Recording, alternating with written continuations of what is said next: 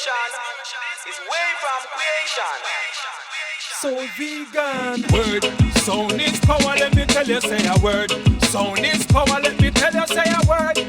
Make a move and don't say a word. Have you heard? Well listen this word. Sound is power, let me tell you say a word.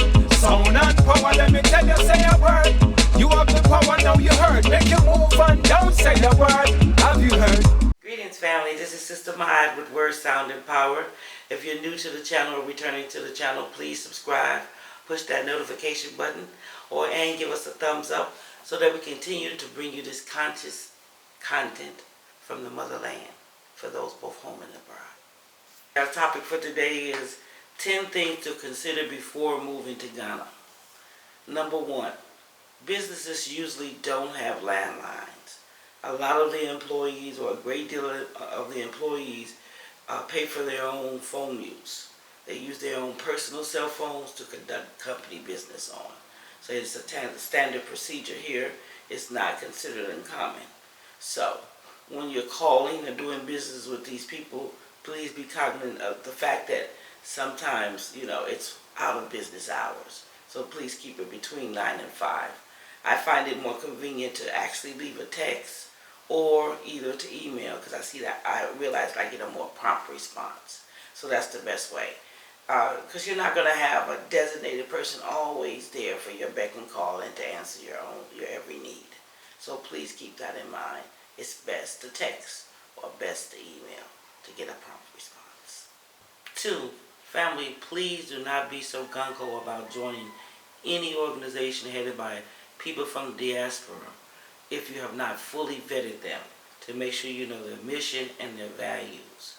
And if you do decide to join any of these organizations or to use any of their consulting fees, please get everything in writing and an agreed upon price before any services are rendered. Remember, all skin folk and kinfolk. Number 3, one of my favorites. Make sure you're coming to Mama Africa to help build her, not to exploit her. She's been exploited for far too long by too many nations. Our key objective here is to help build Mama Africa. I say every day, imagine if we could all revisit the year of return and come together as we did and put our money together, our interests together, and one mind, one body, and one heart, where Mama Africa would be in the next 20 years if we showed such an interest as we showed in the year of return. 4, be prepared to become a minimalist. Once you get here, you'll realize that you don't need all that stuff that you had in the States. It is really not necessary. What I realized was the more stuff I had, the more stuff I had to get rid of. And at one point it felt like, and it still does, because I still have some things in the storage that is like a noose around my neck. So it's good. As Torres said, the simple things are the blessing. Number 5, be prepared to look deep within yourself if you really want to achieve self-actualization, nirvana, or any of those cheat words. On the real, once you realize you're here, you have time, you need to take time. Take time to heal your mind, take time to heal your body, take time to heal your soul. Because on the real, we're all damaged goods. 500 years of oppression. 500 years of being downtrodden. So it's going to take some time to shed all that luggage or that baggage and just realize the real reason that the ancestors summoned you home.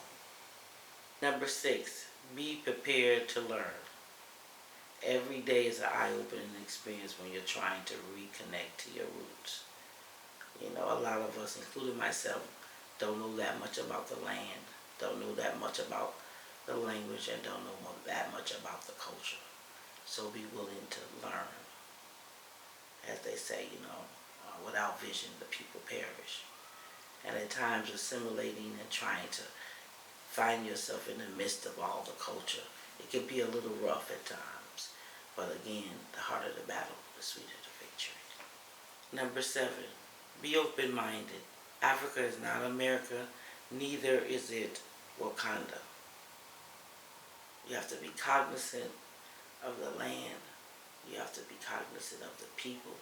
You have to be cognizant of the norms and customs. And don't look down on people, because maybe their customs are a little bit different than what you're used to. The mindset should be, if you're planning on moving to Africa, not what Africa can do for you, but what you can do for the motherland and her sustainability.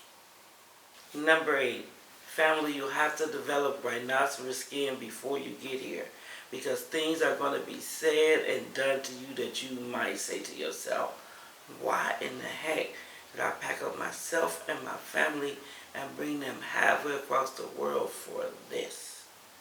So you have to keep in mind, everything that happens to you is a learning experience, and it's either a lesson, a blessing, or both. Number 9, become more patient yet self-determined. And what I mean by that is, when you get here, don't be so hard on yourself. Don't be so, I have to have this set plan by 3 months, this is 6 months, this is 9 months, this is 12 months. It's not going to happen like that. It's Africa. Nothing is going to happen like that, guys. And just keep in mind, even Rome wasn't built in a day. Neither will Africa be built in a day. It's going to take time. And everything will happen in a time and in the proper season. So, slow down. Nobody's in Africa is in a hurry, but you. Slow down and enjoy the vibes and enjoy the energy and just take in the ancestors. Finally, number 10. This is the most important one for me. You know, make sure you come to Africa with an Afrocentric mindset. You know, make sure, even if you don't know that much about Africa, make sure you come with an Afrocentric mindset. Because if not, you're going to come here and be in for a rude awakening and a culture shock. And I don't want that to happen. What I would love you to do, like I have done, like most people who decide to return to the motherland do, they take time to learn a little about the land. They take a little time to learn about the language. And take some more time to learn about the culture. That way when you arrive, you'll realize that you're in tune and you're walking, you know, in the land of our forefathers. Keeping with our motto of each one teach one, please share this video with at least 3 of your friends, just so they can come into our family and get this ride and this vibe of Africa. Yes. So, as Peter Tosh would always say, no matter where you come from, as long as you are a black man, you are an African. I am an African. We are Africans. One love, fam. Peace. Repatriation, royal nation. You are the key to your liberation. So put it in your meditation.